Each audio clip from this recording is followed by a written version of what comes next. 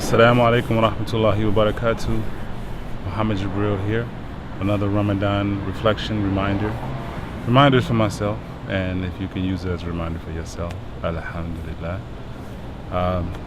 Today I want to share a personal story with you about when I grew up.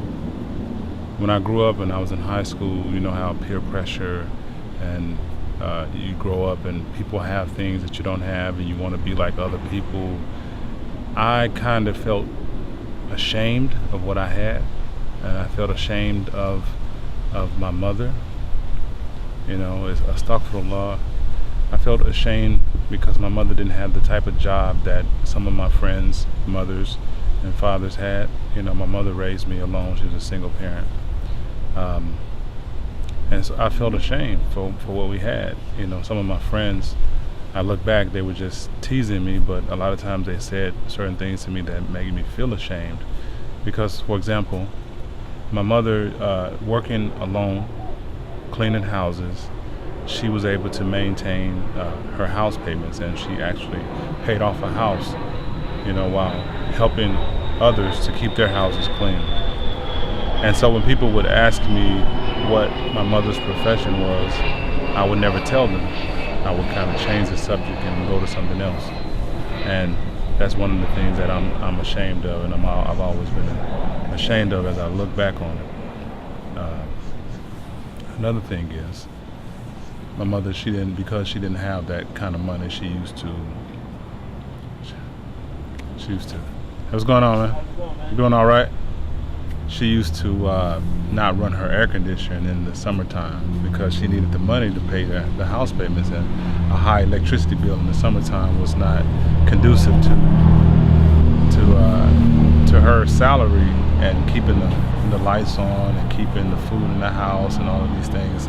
So she used to turn the air conditioner off in the daytime, and so in the summertime I would be sweating profusely in the house, wanting to turn the air conditioner on so bad, and a couple of times I broke down and I actually turned it on.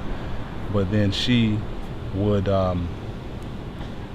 inevitably come home, you know, and I tried to turn it off kind of early so that it'd get kind of hot again. But as soon as she opened the door, she knew if I was running the air conditioner or not. And so I quickly stopped doing that. But anyway, when I look back on it, I feel ashamed now for feeling ashamed of my mother, because when I look back on it, which of the bounties of your Lord will you deny?